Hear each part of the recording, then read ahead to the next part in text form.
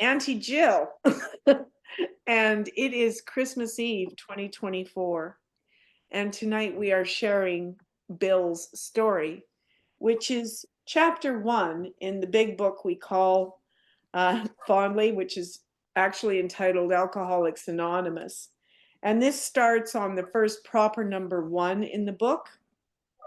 And I'm just going to set the scene a little bit here.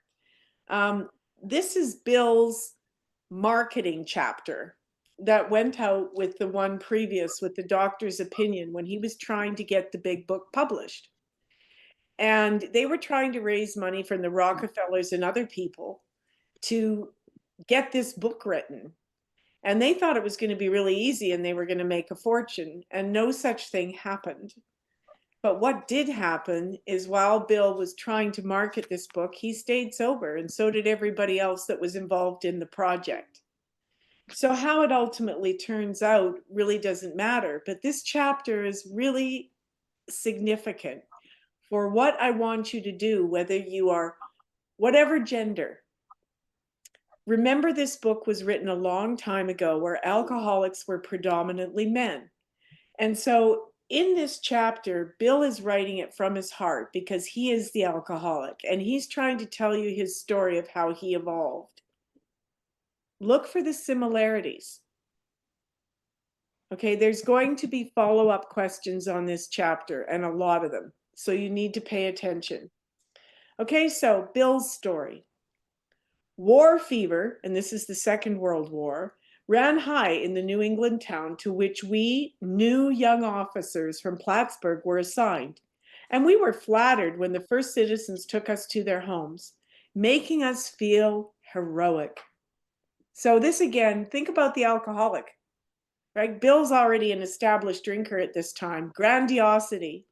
You know, you're decked out in your uniform and everybody's treating you like you're a rock star. So imagine how that appeals to his ego. Again, in the first paragraph, here was love, applause, war, moments sublime with intervals hilarious. I was part of life at last, and in the midst of the excitement, I discovered liquor. I forgot the strong warning. Okay, he'd been in trouble for years, but he'd forgotten the strong warning and the prejudices of my people. His people were teetotalers, a lot of them, which means non-drinkers, or they were normies that only took, wine at church or had a sip of something, not like how we drink. In time, we sailed for over there, referring to where the war was taking place. I was very lonely. Okay, remember how we've talked about HALT? Hungry, angry, lonely, tired. Here's a warning. I was very lonely. And again, I turned to alcohol. So right next to that, write in big letters, HALT. There's our warnings. He said it right there. I'm lonely. He's going over to, Europe. Okay, so then he says, we landed in England. I visited Winchester Cathedral. And this is, you'll hear when people are doing big book studies, Bill's Winchester Cathedral experience. And this is the page they're referring to. Much moved, I wandered outside. My attention was caught by a doggerel on an old tombstone. So a doggerel is like an old-fashioned poem or old-fashioned saying. And this is what the doggerel says, and I quote, here lies a Hampshire grenadier. Hampshire is a part of England. Grenadier is a fighter who caught his death, who died drinking cold small beer. Now, small beer at the time was actually a brand name in England. It was called small beer. And I know of a man, a brother of someone that's a dear friend of mine who died age 60 and never drank anything other than beer. So this guy drinking cold small beer, don't think just because it's craft beer or it's light or whatever. You can consume enough of it. We've all got experience of that. A good soldier is ne'er, in other words, never, forgot, whether he dieth, so this guy's dead, by musket, he got shot, or by pot. So what it's saying here is that you can go down by being shot, or you can be brought to death by drinking. And Bill goes out of the Winchester Cathedral, and that's what he reads on a tombstone. And he's already picked up again. And this will later, and I make a note here in my big book, and it says it follows up on pages 10 and 12. So put that down there, because in a few pages, we're going to see the connection where what Bill really realizes he's experiencing later on when he sees that. And this is a sign from HP, right? This is, God never turned his back on Bill. Bill just couldn't see him because he wasn't open to listening. And we've had conversations in here recently about how do we connect with our higher power. And it's exactly what's going on with Bill here. He can't get out of his own way. So God's sending him signs, and the signs are there. Our higher power is sending us signs all the time. The question is, are we listening? Or are we so grandiose that we think we're entitled to a bolt of lightning and the sky all lighting and fire, and that's the only sign we're going to notice? There are signs that we see every day if we're willing to look for them.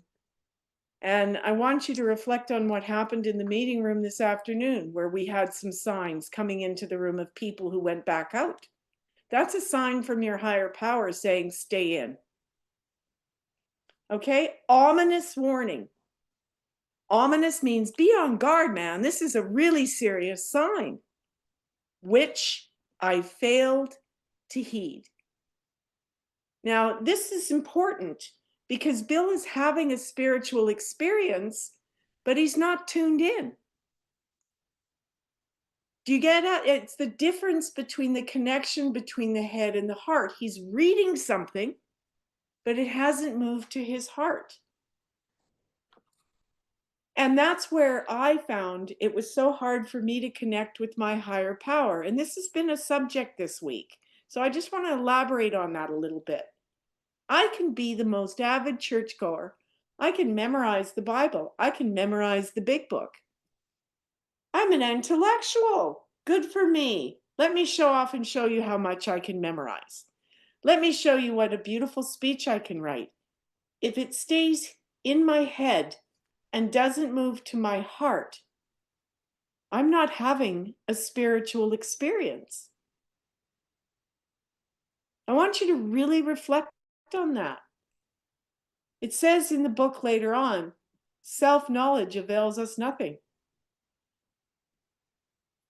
You can read this book forwards and backwards. You can impress me with the most articulate and amazing writings, but at the end of the day, if it's just something you're saying or something you're penning and it's not connected to your heart,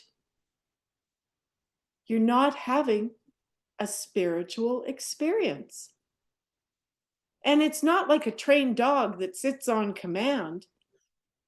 You got to get out of your own way. And that's where surrender comes in. It's not a 95% deal in here. You either God is everything or God is nothing.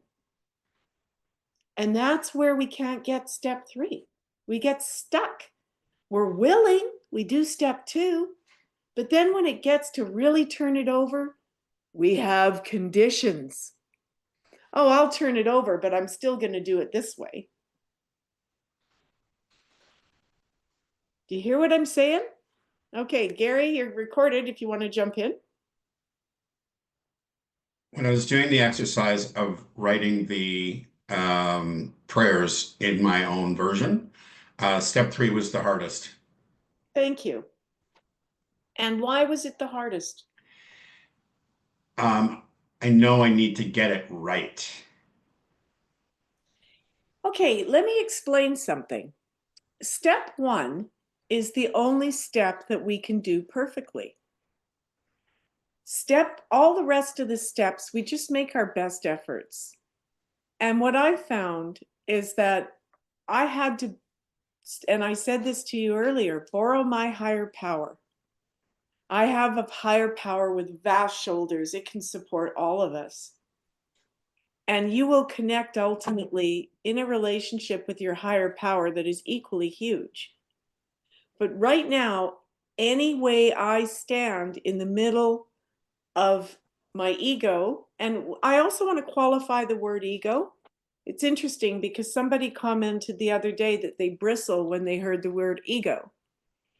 Ego is not a bad thing. It's, again, it falls along with all of our character instincts, but ego gone in the wrong direction becomes a character defect. Does that make sense? So we need to preserve ourselves. We need to have a certain sense of self-importance. But when it becomes greater than our power, that is greater than ourself, we're not connected. So when I say you've got to get out of your own way, that's what I'm talking about. Okay, so we're going to carry on again from the bottom of page 1, the last paragraph. 22, and a veteran of foreign wars, I went home at last. Okay, let's just talk about that. Change. Alcoholics are not comfortable with change. And now we've got huge things going on for Bill. He's got emotions running from war, the fact that you're thinking you may lose your life, you're in a foreign country, then all of a sudden you're home again. Now notice the grandiosity that's going to come in here. I fancied myself a leader, for had not the men of my battery, my division, given me a special token of appreciation? Am I not just the best soldier? Am I just not important? Right? You can hear the grandiosity building here. My talent for leadership, I imagined, would place me at the head of vast enterprises, which I would manage with utmost assurance. Okay. Now let's take a look at what's going on. He's having delusions of grandiosity before he's even home. Again, this can be overcompensating for lack of self-esteem when we get into step 4 and such, but I just want you to relate to Bill. Doesn't matter that Bill's a man. Okay, he's already building himself up. Page 2, back in Bill's voice. I took a night law course and obtained employment as investigator for a surety company. The drive for success was on. I'd prove to the world I was important. Hear the grandiosity in his voice again?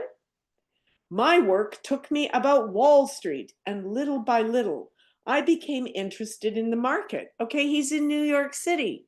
He's down with the top stockbrokers. That's still the place I work there. You know, if you really want to go into the mainstream of let's just take on the biggest challenge, go work in New York City. Many people lost money, but some became very rich. Why not I? Okay, that's not an unhealthy thing to wish for. Sure, go give your hand to it. I studied economics and business as well as law. Potential alcoholic that I was, I nearly failed my law course. At one of the finals, I was too drunk to think or write. Though my drinking was not yet continuous, it disturbed my wife. Now notice what he called himself here, a potential alcoholic. Do you also notice that he was too drunk to think or write in his law school finals? Okay? Though my drinking was not yet continuous. So in his head, an alcoholic is only someone that starts drinking and never stops. It disturbed my wife. Yeah. We had long talks when I would still her forebodings. What that basically means, when I would calm her down. By telling her that men of genius conceived their best projects when drunk. Ah, is that a delusion?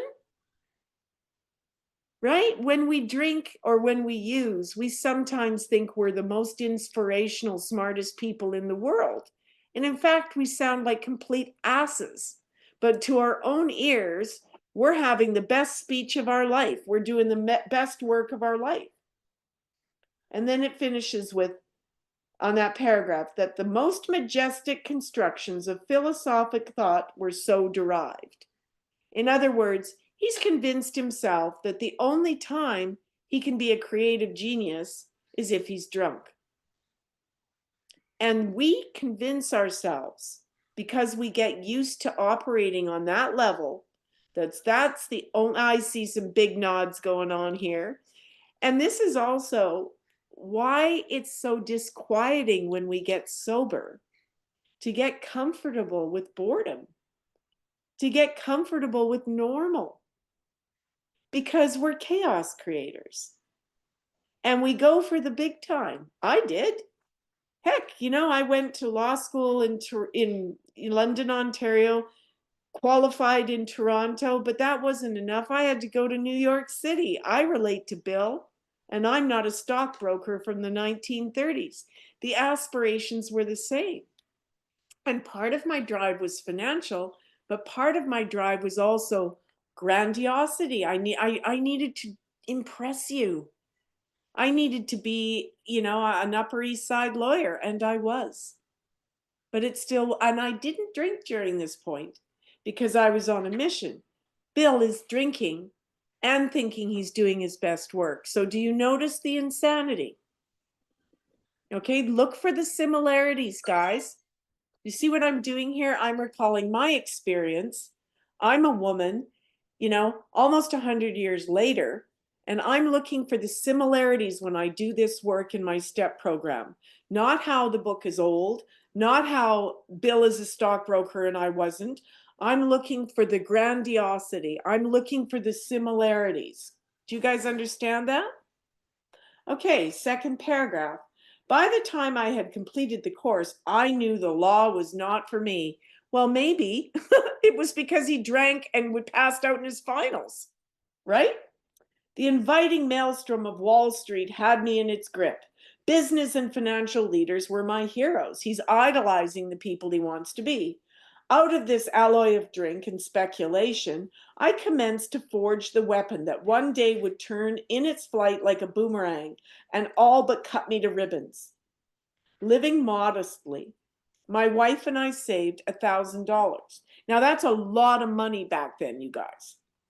It went into certain securities, then cheap and rather unpopular. Bill was a junk bond trader, one of the first. That's what he's buying up, right? So he's a bright guy, like all of you in this room, right? He just can't stick with things because he's an alcoholic. And he self-sabotages stuff before he experiences the full success that he could if he was sober. I want you to look for the similarities in your life. So I rightly imagined that we would someday have a great rise. So he's a smart cookie. He's speculating on stocks and he's doing real well. I failed to persuade my broker friends to send me out looking over factories and managements. Of course he did. He probably turned up drunk. They're not going to invest in him to go on a fact-finding mission with their money if he turns up drunk. And that's the same with people we're trying to convince today to invest in our services. They are not going to invest in us if we're drunk all the time. We have to persuade them in sobriety that that is behind us. How do we do that? By living in sobriety. Okay, anyway, he says, but my wife and I decided to go anyway. Good old stoic Lois, right? The long-suffering wife. Has she really got any choice? Bill's the breadwinner. I had developed a theory that most people lost money in stocks through ignorance of markets. I discovered many more reasons later on. Bill knows it all, right? Can you hear the grandiosity here? I've got this figured out. I know everything, but nobody's going to give me any money to invest. Why? They know him. We're last paragraph on page 2. We gave up our positions and off we roared on a motorcycle. The sidecar stuffed with tent, blankets, a change of clothes, and 3 huge volumes of financial reference service. Okay, so this is the next plan, the next grandiosity, the next thing Bill is chasing. I call it, and many do, doing a geographic, right? I blow up in one city, so I move to another. I blow up with one client, so I move to another. I blow up at one liquor store, so I hide in others. It's always this leave it behind. We're great ones for leaving chaos behind us and moving on to cause chaos in yet the next place. At least that's me. Do you identify with that? So as you go through this story, and your homework is to go through it again, I want you to be clear that you're to find the similarities. So off they go, poor Lois, and now we're at the top of page 3. Our friends thought a lunacy commission should be appointed, so everybody thinks they're nuts. Nobody believes in what they're doing. And then he says, perhaps they were right. Then he says, I had some success. So at speculation, so he's, something will fix me. New job, new town, new drama. I, as a drunk, do not look at my own behavior when I let self-will run riot. I want you to really hear that. And I've written it right down next to this paragraph on top of page 3. I don't let myself look at my own behavior when self-will runs riot. It's not me, is it? It's everybody else. It's not my drinking, it's everybody else. And then we're a little bit surprised when we get sober and we see how much chaos. We say in here, we come to AA, we came to, we sobered up, and then we came to believe. Bill's not even at the we came to stage here. He's still spinning out of control. So he says, so we had a little money, and again, I'm on the top of page 3, but we once worked on a farm for a month to avoid drawing on our small capital. This is a married couple, stockbroker on Wall Street, is now got his wife in a motorbike with a sidecar and has driven her off to the country, and they're working on a farm, so they've got the basic amount of money to continue going. Is this not insane? That was the last honest manual labor on my part for many a day. We covered the whole eastern United States in a year. At the end of it, my reports to Wall Street procured me a position there and the use of a large expense account. So even though drinking, he has some success. And then it says the exercise of an option, this is a stock option, brought in more money, leaving with us a profit of several $1,000s for that year. So we can be deluded when we are drinking and still functioning, that because we're making money, we are okay. Were you a functioning alcoholic? Were you able to be productive while under the influence? Because you were writing books or performing surgeries or doing whatever it is you do and getting away with it, did you convince yourself you were okay? I did. Think on that. Oh, I love it. Kim's nodding all over the place, right? The delusions of grandiosity. Okay, we're now on the first full paragraph on page 3. For the next few years, fortune threw money and applause my way. Look at me, right? I had arrived, more grandiosity. My judgment and ideas were followed by many to the tune of paper millions. The great boom of the late 20s was seething and swelling. Now notice and underline the next sentence. Drink was taking an important and exhilarating part in my life. Notice, and I've written this in the column next to it, He says, drink was taking an important and exhilarating part of my life. Bill is caught up in drama here, too. This is exhilarating times, right? Money up, money down. Even when he isn't drinking, he's living in untreated alcoholism. And I did that. I stayed sober for years when I was on a mission and doing deals in my law firm. I didn't drink. I didn't use. I hadn't flicked the switch yet. I was on a mission. But notice Bill isn't. Bill has already started. Drinking was taking an important, exhilarating part in his life. There was loud talk in the jazz places uptown. Everyone spent in thousands and chattered in millions. This was the 1980s in New York for me, you know, when yuppies were making a fortune and I was making more than my dad retired on. Everybody was living her up. Scoffers could scoff and be damned. I made a host of, underline it, fair weather friends. When you're active in your alcoholism, you attract other alcoholics. If you hang out in bars, you've got barfly friends. If you're an addict and hang out with other users, you know, no matter the progression of the disease, a lot of times the company we keep, think they're friends. So that's what it means when he says fair weather friends. They were probably there because he was buying the rounds, right? He's made thousands. Then this is the second full paragraph on page 3. My drinking, and underline this, assumed more serious proportions, continuing all day and almost every night. Now, does that resonate with anybody?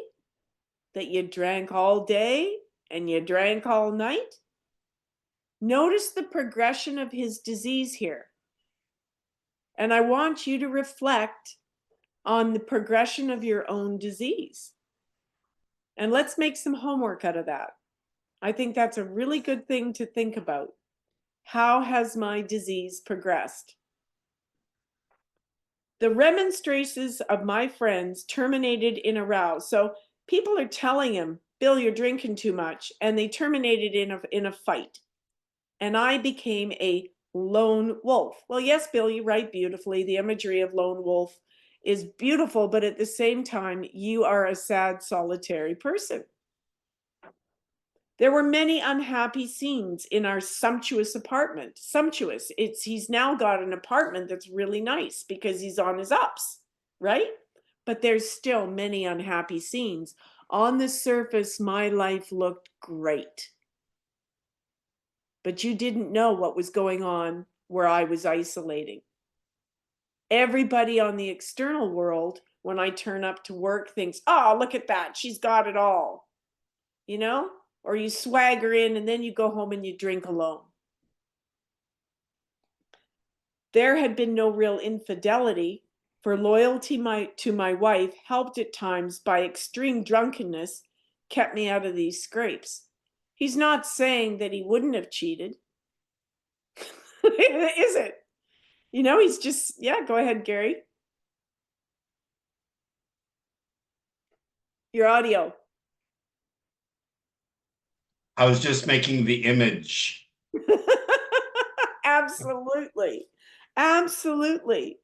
So he's basically saying You he's missed that. drunk to be a full participant in the relationship. That's absolutely what's going on here. He's so into self here that he says that there'd been no real infidelity because I was too drunk. Yes, the drippiness. I get it.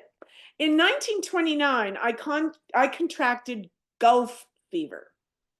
Okay, what is that? Circle it. It's another diversion, another geographic change.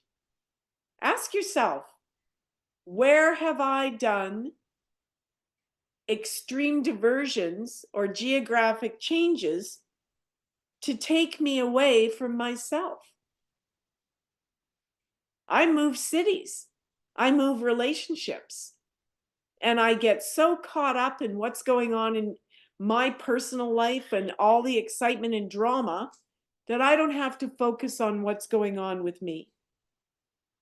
So then he says, we went at once to the country, my wife to applaud while I started out to overtake Walter Hagen. Walter Hagen was a famous golfer at the time. Liquor caught up with me much faster than I came up behind Walter. And again, that's quite a nice turn of phrase from an author, good with words, you know? All my grandiosity, now I'm going to be the best golfer, went down in flames because liquor caught up with him. He somehow thinks he's ahead of it. Do you see the insanity of this? Liquor caught up with me. Liquor is him. I began to be jittery in the morning. Okay. Do you remember your first jitters in the morning? And I love it in the rooms here where we always say yet. If you haven't had the morning drink, it's a progressive disease. And a lot of people say, oh, I'm not alcoholic because I haven't had the morning drink. What a joke. We eventually take the morning drink because we need to, because we're sick physically. I began to be jittery in the morning. Underline that. Do you even remember when that started for you? It's a progressive disease. Golf permitted drinking every day, and now we've switched over to page 4, and every night.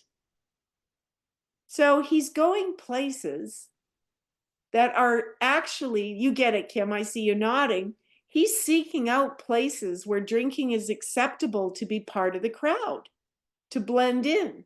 We're seeking out playmates that reflect our drinking, which is not normal. So we seek out playmates for other abnormal drinkers, and we find them in golf on the so-called 13 hole. You know, the clubhouse, which we never leave. And it's starting again at the top of page 4. It was fun to roam around the exclusive courses, which had inspired such awe in me as a lad. Like, he's not even golfing on normal golfing courses. He's got such grandiosity that he's got to go, you know, where the greats have played. I acquired the impeccable coat of tan one sees upon the well-to-do. Okay, what is that? Impeccable coat of tan. Self-esteem. You need to see me a certain way. I have to be in my perfect golf outfit with my perfect tan. You see all this grandiosity again? It's about surface stuff. He doesn't care that he's killing himself. He's all about the image. And let's face it, stockbrokers, lawyers, medical profession, a lot of it is about the image. The local banker watched me whirl fat checks in and out of his till with amused skepticism. I'm sure just the same as the person selling him liquor is looking with amused skepticism. So I've written next to that sentence, normies see us for what we are before we do. The cashier in the liquor store knows you're an alcoholic. Your landlord knows. Your partner knows. Your kid knows. We just kid ourselves because we've somehow, as my sponsor likes to say, we've lowered our standards for what we think is acceptable behavior from ourselves. And then we fail to meet those standards and we lower them again. Do you see that? It's a progressive disease. Well, it's okay if I only have one bottle of wine. Well, it's okay because it's vintage wine. Well, it's okay if I only drink hard liquor after such and such a time. Well, you know what I'm saying? We get so caught up in it. And because it's progressive, the standard for what we think is okay behavior gets lower and lower and lower. And then we fail to meet even that standard, so we lower it again. Do you guys understand that? Okay, progressive disease. So now again, first full paragraph on the top of page 4. Abruptly in October 1929, hell broke loose on the New York Stock Exchange. This is the great crash, right? After one of those days of inferno, I wobbled underline wobbled, he's obviously drunk, from a hotel bar to a brokerage office. It was 8 o'clock, 5 hours after the market closed. The ticker still clattered. That's the ticker tape in the old-fashioned stock exchanges, so it's rattling away. I was staring at an inch of the tape, which bore the inscription XYZ-32. It had been at 52, which is where it was trading at that morning. And it's now at minus 32. So he says, I was finished, and so were many of my friends. The papers reported men jumping to death from the towers of, now notice this. Remember how we were talking earlier about capital letters?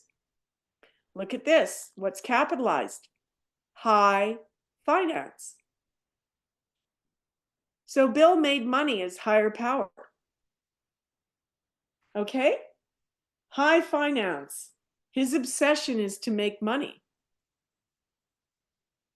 We can make anything our higher power, but that's all he cares about right now. He's totally focused on money, and he's not paying attention to the fact he's drinking as much as he is. So then it says, that disgusted me. I would not jump. I went back to the bar. So I'm going to kill myself slowly instead of quickly. An alcoholic death is an ugly death. Think about that. You've seen people die in these rooms. I've seen people die in these rooms. And they go from being grayer to grayer to grayer to a black square instead of a square in the Zoom rooms, if that's where you're going. It's a cunning and baffling disease. Continuing on with that paragraph on page 4. My friends had dropped several million since 10 o'clock. So what? Tomorrow is another day. As I drank, the old fierce determination to win came back. Notice that and underline it. I drank. Why? Because that's always the solution. Identify with that. Every little thing that comes your way that upsets you, you drink at it. Because that's what alcoholics do. And if we've done it for so long, we forget there's another way to handle problems, to feel emotions, to problem solve, to use our God-given brain in the way it was intended to be used. As alcoholics, our solution is always to not feel. And we certainly don't know how to ask for help. We drink to solve our problems. We drink because we don't know how to turn to our higher power for help. This is textbook step 3, guys. Not connected. We may have a belief in a higher power, but we're not turning to our higher power. Your higher power's got you. You just got to believe it. And sometimes we have to sit and pause and be really uncomfortable in our own skin to get used to the fact that that's the normal human condition. Why should we be exempt from the pain of losing a loved one, having a dream that doesn't materialize? What makes us so special? Life is going to continue to happen. And so I had to grow up and learn how to cope with that. And there's lots of times where it's really not easy.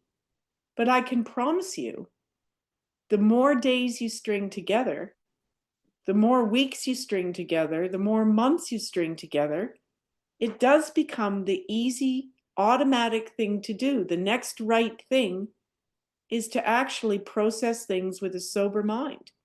It's just we're not used to it in early sobriety. So we have that call to not feel from the bottle all the time. And one of the hardest things in early sobriety, but definitely doable because I've done it, is to stop listening to that call. Turn to my higher power if yours isn't working. Mine's got you. Okay, So he says, tomorrow was another day. As I drank, the old fierce determination to win came back. Okay, underline that. This isn't some great, I'll buckle down and I'll survive. This is courage from the bottle. Because he says right there, as I drank.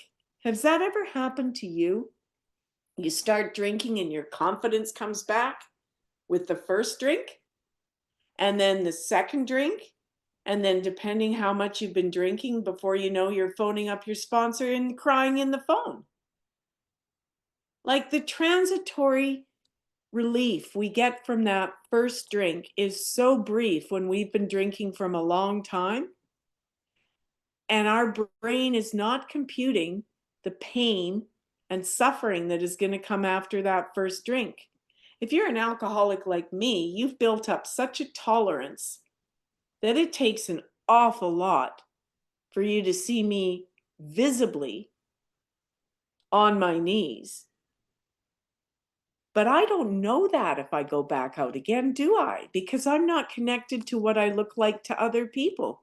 You've seen evidence of that today. Whether it's one drink or 10 drinks doesn't matter, because the fact of the matter is you pick up that first drink and you can't stop. That is not normal drinking. Okay, so this is now the second full paragraph on page 4. Next morning, I telephoned a friend in Montreal. He had plenty of money left and thought I had better go to Canada. What's he doing, guys? A geographic. By the following spring, we were living in our accustomed style, so he's bounced back again. I felt like Napoleon returning from Elba. Okay, this is basically reclaiming that you are victory. I can go into the history with Elba and Napoleon, but for the fact of no Saint Helena, for me, this is basically Napoleon's battles. I mean, what he has conquered and what he hasn't. The point is, he, in the next sentence, drinking caught up with me again, and my generous friend had to let me go. This time, we stayed broke. Now, I want you to reflect on this paragraph, because Bill is relate to where it happened for you. The places in your career where you've bounced back against, and you've drank and you've recovered and you've been sober and you accomplished something, or you accomplished something while you were drunk. We delude ourselves into thinking we can do this endlessly. And Bill has just done the same thing again. And now he's saying, this time we stayed broke. Here's the great downer, right? We went to live with my wife's parents. Okay, what has he done? He set off in a motorbike with his wife in a sidecar, had some grand living, lived up some real times, had some whoopee parties, and we'll get to that later. The old-fashioned definition of a real grand time under the influence. Now they're back living with Lois's parents. I found a job. He's not the stockbroker on Wall Street anymore. Then lost it as the result of a brawl with a taxi cab driver. Who guesses that alcohol might have been a factor in that one? You don't just have a fight with a taxi cab driver and end up losing a job. Mercifully, no one could guess that I was to have no real employment for 5 years or hardly draw a sober breath. Mercifully? Do you see the confusion in this thinking? He's proud of the fact that he thinks people don't know. What a great delusion. Did you think people didn't know you were drinking? Don't ever think that again, especially if you're hanging out with recovered alcoholics. We've got a spidey sense for sniffing each other out. We know from, as you saw today, the looks of someone when they first log in. So my wife began to work in a department store, coming home exhausted to find me drunk. And that's how page 4 ends, right? So here's his wife out now, trying to earn a slim living for them, and he's absolutely useless. Then on the top of page 5, I became an unwelcome hanger-on at brokerage places. So what that means is he's the stockbroker that's going and hanging around all the bars that all the still employed stockbrokers and places where people are hanging out. And he's turning up there and he's unwelcome. Why is he unwelcome? You know the answer to that one. He's drunk. And then the beginning of top of page 5. Liquor ceased to be a luxury. That sentence is critical. That is the first time Bill, and write this an arrow to that in your margin. This is the first time Bill addresses powerlessness. So in the homework, I asked you to define powerlessness. And this is what we do here for us. We see where it is for Bill. Now he says, it became a necessity. So that is a critical sentence in the big book. Liquor ceased to be a luxury. It became a necessity. In other words, the switch flipped. He went from being able to, or thinking, we can already see how deluded he is. He can't put it down.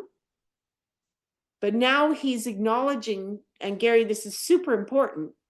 This is the first time Bill addresses powerlessness. It became a necessity. When did alcohol become a necessity for you? Answer the question. Do you even know?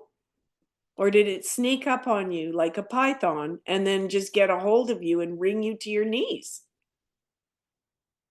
The question is, are you going to unwrap the snake? Or are you just going to stay there and suffocate? So liquor ceased to be a luxury. It became a necessity. Bathtub gin, that's basically stuff that you mix together to make any form of alcohol, usually done in a bathtub. And then because this is also a time of temperance and harder to get alcohol. 2 bottles a day he's drinking now.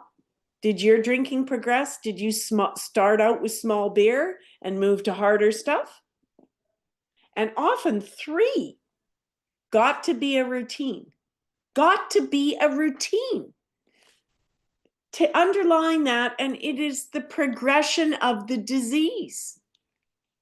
Monitor your own progression and see on your last relapse how fast it escalated from 1 small beer to here 3 bottles.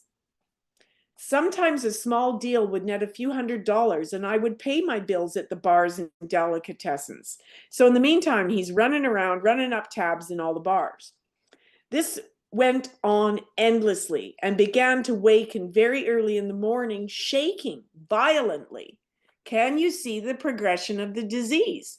Remember back a page, he said he got the morning jitters for the first time? Now he's waking up shaking violently in the morning. A tumbler full of gin followed by half a dozen bottles of beer would be required if I were to eat any breakfast. Have you ever been there? Right? It's a horrible feeling. Nevertheless, I still thought I could control the situation. Underline that. Control, circle it. And then draw an arrow to the first convenient place in your margin and write in big letters, self-will. I still thought I could control the situation. I haven't turned this over to God at all, or my higher power. I'm still trying to control it. Every time I pick up, I'm taking my self-will back and not letting God do for me what I can't do for myself. There were periods of sobriety which renewed my wife's hope. Wow. And so the cycle continues. And that's where I'm going to leave it in this reading. Because that is a really good place to stop and reflect on the progression of our disease. I want you to identify with this. And in your homework that you were given where you define powerlessness, Go back into this chapter and note where it starts for Bill. Thinking he's still got any kind of control. It's a delusion. If you think you can control your alcoholism with self-will, I got news for you. I tried it for decades. Self-will avails us nothing. This is step 3. You gotta turn it over to your God. Because you and I are the types of alcoholics that don't recover without a spiritual solution. And it doesn't have to be perfect. There's no perfect God. This is a God of your understanding. There's no grading or evaluation of the power you call the power that's greater than yourself. It's your own version.